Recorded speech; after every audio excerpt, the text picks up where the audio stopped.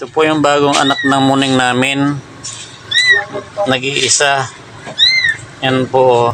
Bali ilang buwan na ito. Isang buwan na ito, no? August 17 siya. August. 17 yung pinanganak. Ay, wala pa isang buwan. August 17 sa pinanganak eh. At tinimbang ko, ano siya, 1/4. Mabigat na, no? Mataba kasi. Ito siya, oh. Nag-iisa lang anak ng muning namin. Yan, oh. Oh, di ba? Cute? Diba, cute siya, no? Ah, tinimbang ko lang. Tinimbang lang kita. Di ba, muning? Ha? Ah, di ba? Yan po si anak ng muning namin.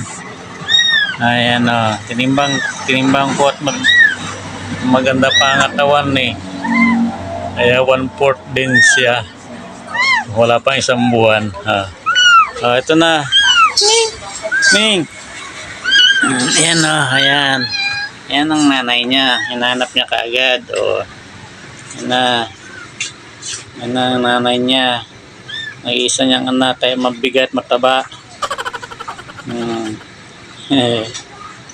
Ayan o. Wala pang buntot. Ay, may ikli ang buntot niya. Yan. Okay.